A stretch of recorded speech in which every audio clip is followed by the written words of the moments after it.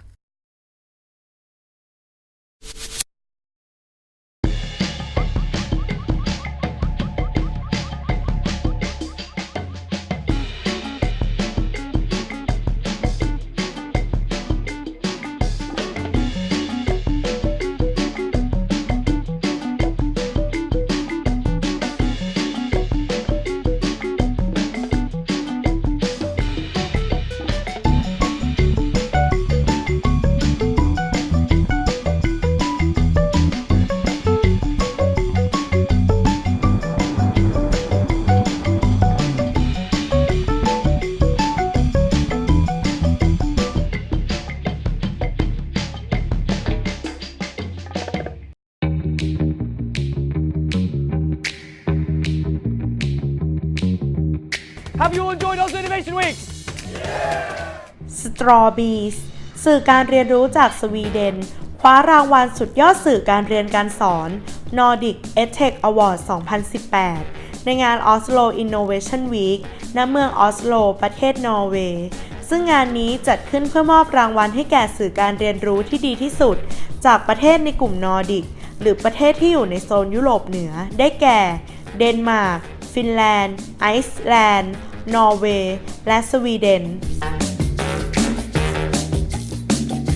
สื่อการเรียนรู้ที่ดีที่สุดจากแต่ละประเทศได้ถูกคัดเลือกมาเพื่อให้คณะกรรมการตัดสินความเป็นที่สุดในด้านสื่อการเรียนรู้โดยพิจารณาจากการเข้าถึงสื่อการเรียนรู้ได้ง่ายคุณภาพของสื่อการสร้างแรงบันดาลใจในการเรียนรู้และความมีประสิทธิผลของการเรียนรู้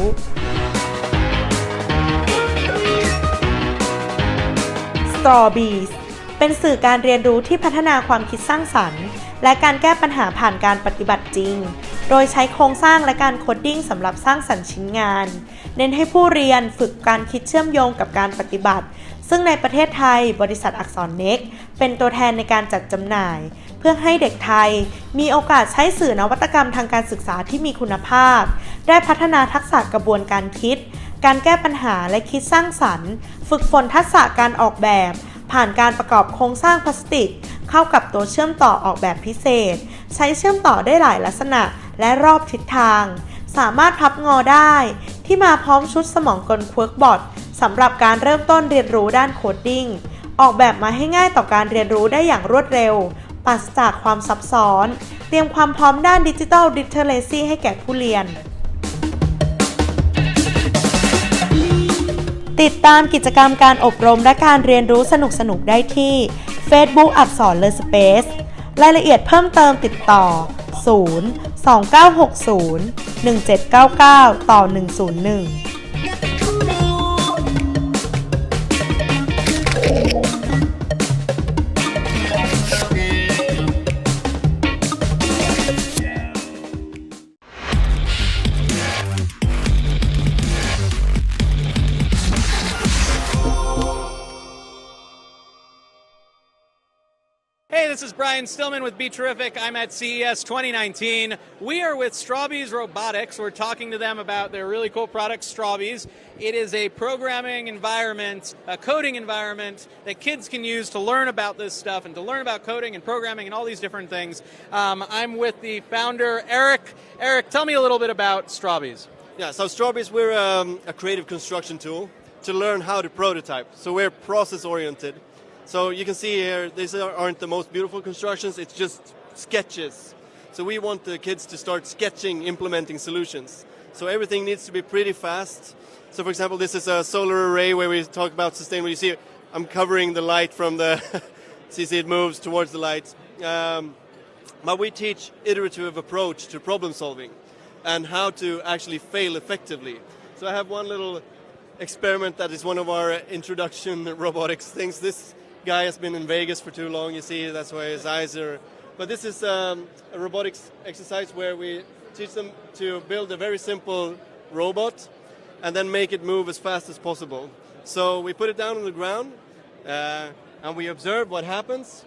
So you observe, this is a failure.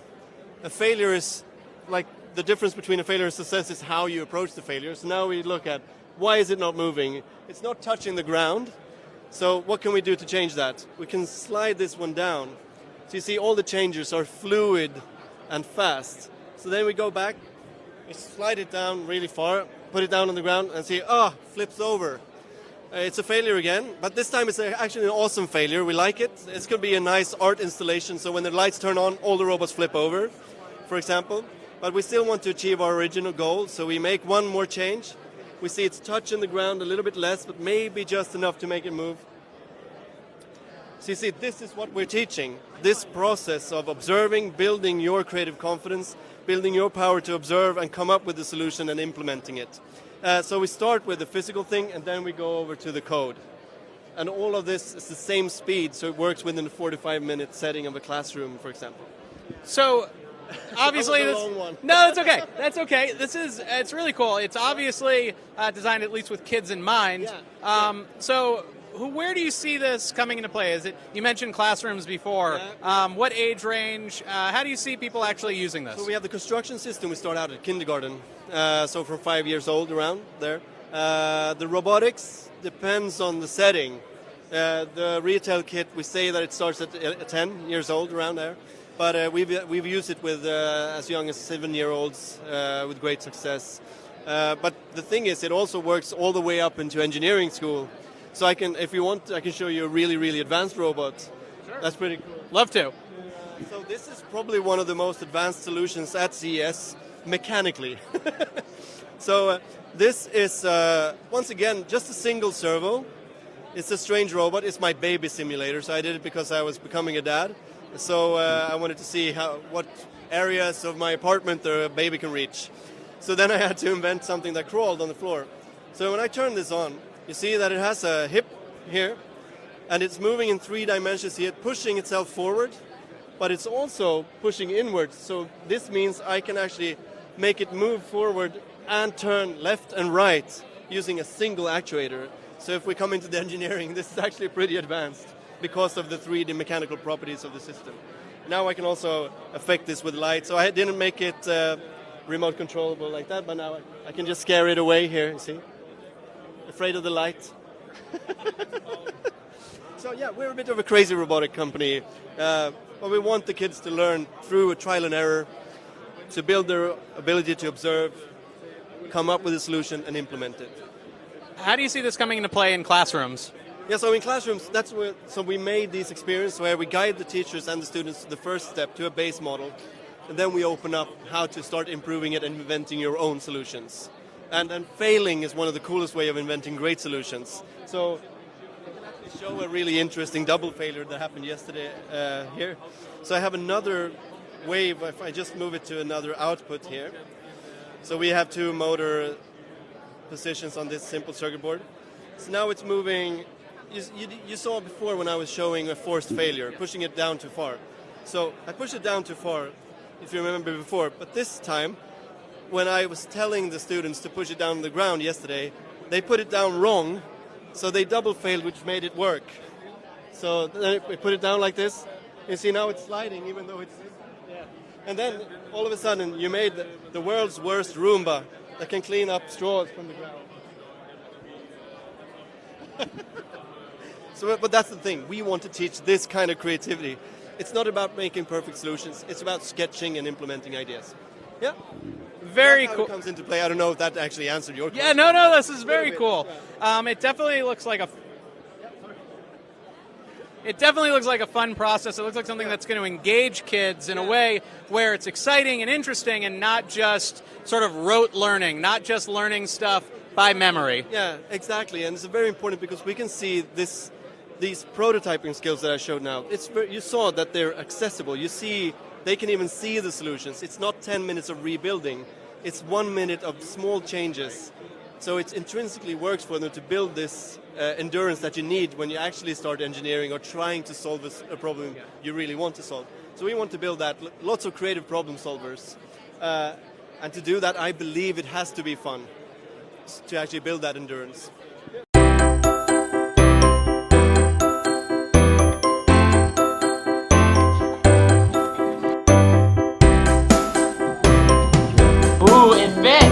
A miracle.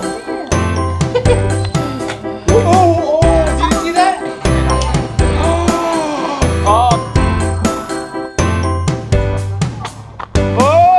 It looks good. All right.